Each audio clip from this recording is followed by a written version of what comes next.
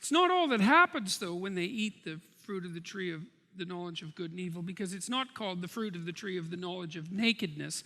It's called the fruit of the tree of the knowledge of good and evil. And I thought about that for a tremendous amount of time. It's like, what in the world? Because I assume these old stories make sense. You know, it's a game I play. It's like they're old. They've been around a long time. I'm not sure why they're there, but there they are.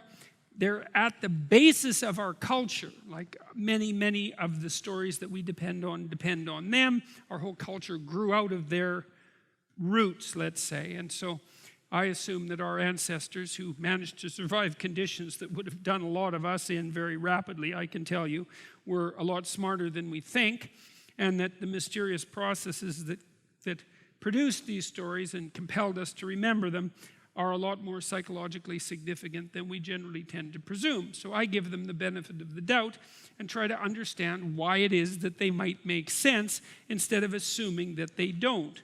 And that's not easy, as they're complicated stories. And so I thought about this nakedness, knowledge of good and evil idea for a very, very long time, like about 20 years, puzzling it out. What the hell's the relationship between discovering that you're naked and discovering good and evil? And then one day, mostly because of studying totalitarianism and the atrocity, the proclivity for people to commit atrocity in the service of their group belief, or maybe just because that's what they were like, clued me in. And I thought, I see, this is one of the things that really makes people different than animals. It's like, you know, it's one thing to realize that you're naked. To realize that you're naked means that you know that you're limited in time and space, that you're mortal, and that you're subject to degeneration and to social humiliation and to your own harsh judgment. All of that nakedness, to know that you're vulnerable against the world, and definitely a source of shame because of that, and a felt lack of self-sufficiency, and no wonder. It's understandable. But the other thing is that this is the rub. It's like if you're out in the veldt and you're not being very careful, and a hungry lion jumps on you and eats you, you don't really think of the lion as evil. I mean, you might right at that moment, but you know, philosophically, it's not evil, it's just hungry. And as soon as it's not hungry, then it goes and has a sleep, and it's not up to some malevolent trick. It's done for the day. But human being, that's a whole different sort of creature. And because human being is capable of doing terrible things to someone else, and consciously so. You think, well, what's the connection between that and nakedness itself? And it seems to be this, is like, here's the thing, is that once I realize that I can be hurt, you know, I have a self-conscious model of my own vulnerability, then I can generalize that to other people. I can think, oh, this is interesting.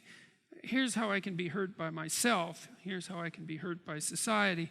Here's how I can be hurt by nature and by the unknown. And what that implies is that, well, you can be hurt with exactly the same mechanisms. And that immediately becomes part of my, what would you say, my repertoire of ability. And then all of a sudden, the world is no longer a walled